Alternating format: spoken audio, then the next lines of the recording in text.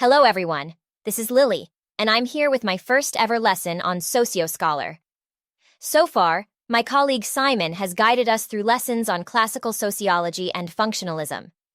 Now, over the next 4 lessons, we will be exploring Marxism and critical theory together.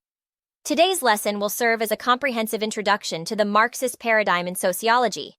We will cover essential concepts in Marxist thinking, discuss the primary critiques of Marxism, and trace the evolution of Marxism throughout history. Just a quick heads up before we begin. Marxism is a huge topic with a lot going on. We might not cover every tiny detail in this video, but I promise we'll hit all the important highlights to give you a well-rounded understanding. Ready? Let's go! Before we dig into the core concepts of Marxism, let's quickly understand what the term Marxism is all about. In essence, it's a political and economic theory where the working class plays a central role. Developed by Karl Marx and Friedrich Engels in the 19th century, it critiques the capitalist society and aims to provide a blueprint for a more egalitarian and classless society. It's a rich theory that has sparked and influenced numerous movements and ideologies around the world, fundamentally transforming political and economic landscapes since it first appeared. With its wide range of ideas and strong focus on social justice, it has offered generations of thinkers and activists a critical lens to view the world. Now, let's go over the 5 key concepts and ideas of Marxist thinking. Number 1. Historical materialism.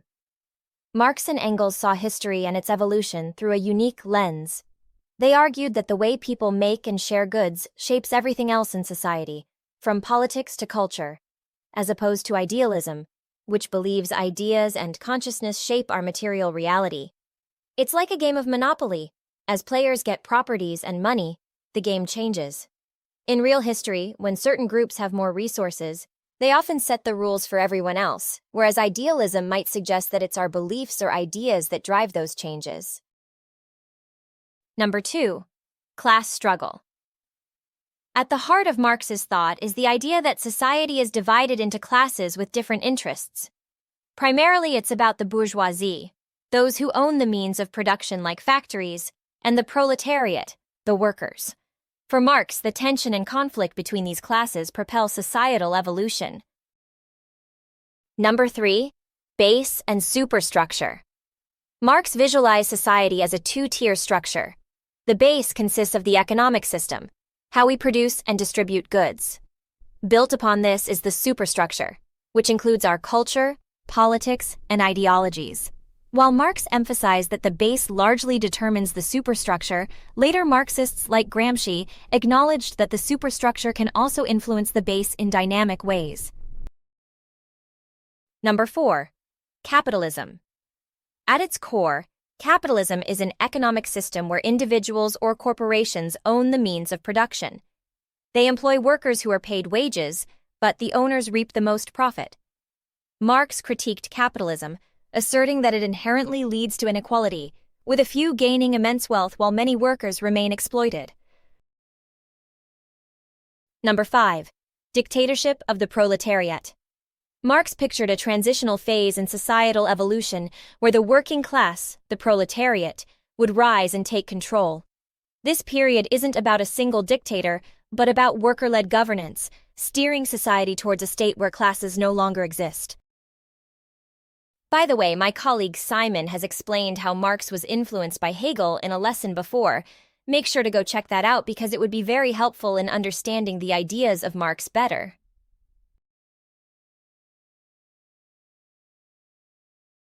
Alright, now that we've got the basics down, let's take a trip down memory lane of Marxism and see how Marxist thinking has grown, changed, and adapted over time. Let's start at square one. Birth of a revolutionary ideology. In the mid-19th century, Karl Marx, with Friedrich Engels, sowed the seeds of a revolutionary thinking paradigm that laid the foundation for communism. Their works emphasized the contradictions inherent within capitalism, predicting an eventual revolution led by the proletariat. Central to this was the idea that such revolutions would sprout in industrialized nations, ultimately leading toward a communist society. Lenin and the Russian Revolution. Marx's prediction took an unexpected turn when Lenin led the Bolshevik Revolution in 1917, not in an advanced capitalist country, but in agrarian Russia. This upturning of Marx's expectations marked a watershed moment, prompting the need for revised interpretations of Marxist theories. The Soviet Experiment. The history of the Soviet Union is marked by a mix of positive and negative developments. It encompasses moments of social progress, industrial advancement, and scientific achievement, as well as periods of authoritarianism, warmongering, and extreme repression. Within this complex historical backdrop, the era of Joseph Stalin's leadership indeed stands out. Under his rule, the USSR became increasingly authoritarian, and Marxism, originally a revolutionary theory, paradoxically turned into an official doctrine. The ideology shifted away from Marx's original emphasis on proletarian revolution. In the wake of the Russian Revolution and its development through the Soviet Union, Western Marxists like Antonio Gramsci grappled with a puzzling question. Why hadn't similar socialist revolutions occurred in developed Western nations? To solve this puzzle, these Western Marxists examined how economic factors, government repression, and ideology had, in various ways, stopped revolutionary movements from happening. By the way, Western Marxists were thinkers and activists who embraced Marxist ideas but lived in Western and Central European countries. Recognizing the role of cultural and ideological elements in shaping society, thinkers like Max Horkheimer, Theodor Adorno, Erich Fromm, and Herbert Marcuse underscored the influence of media, culture, and hegemony. This cultural turn presented a nuanced view, arguing that societal superstructures were not mere reflections of the economic base, but had their own complex dynamics influencing sociopolitical landscapes. Georgy Lukács breathed fresh energy into Marxist discourse through his Hegelian interpretations. Introducing concepts like social totality and the critique of reification, Lukács emphasized the interconnectedness of societal elements. His idea of reification helped understand how capitalism often makes flexible social relationships seem rigid and unchanging, which can hinder revolutionary change. As the 20th century came to a close, Marxism faced new challenges in our rapidly globalizing world. Neo-Marxists have adapted the original ideas to address today's issues, from global capitalism and new forms of imperialism to the rights of marginalized groups. These new interpretations keep the core ideas of Marx alive but tailor them to suit the complex realities of modern society.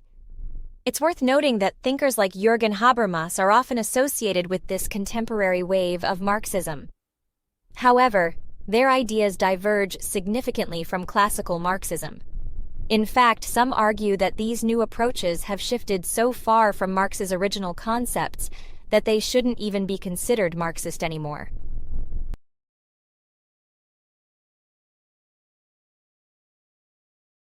While Marxism sheds light on many aspects of society, like all theories, it has faced its share of criticisms. Let's explore some of the main concerns raised about this influential yet controversial ideology. Number 1. Overemphasis on class. Critics argue that Marxism places too much focus on class conflict, often sidelining other potential sources of societal tension, like race, gender, or religion. Of course, this is an issue neo-Marxists have tried to address. Number 2. Economic determinism. Skeptics feel that Marxism's emphasis on economy as the driving force of history, in other words, its economic determinism, overlooks the complex interplay of various societal factors. Number 3. Erroneous predictions. Some of Marx's predictions, like the idea that revolutions would sprout primarily in the most advanced capitalist nations, didn't pan out as anticipated. Critics often highlight these misjudgments as weaknesses in his theory. Number 4. Challenges in real-world application. While some countries have adopted systems inspired by Marx's theories, the outcomes haven't always aligned with the ideals of a classless society. Instead, instances like the USSR have led to authoritarian rule, raising questions about the feasibility of achieving the true Marxist vision in practice. Number 5. Inflexibility to adapt. Some say that Marxist theory is too rigid and doesn't easily adapt to new social and economic conditions, making it less relevant for contemporary issues like environmental sustainability or technological changes. So, there you have it, folks. This has been a quick dip into the world of Marxist thinking. It started from the musings of two guys and snowballed into a global conversation that's still going strong. Whether you're a fan or a skeptic, getting the lowdown on Marxism can totally up your game in decoding some of the big shifts shaking up the world scene. I'll see you in the next lesson, which will be on critical theory. Before you go, make sure to try your hand at our quiz at the end of this video. It's a fun way to see what you've learned about Marxism. You'll find the answers in the video description. Catch you later.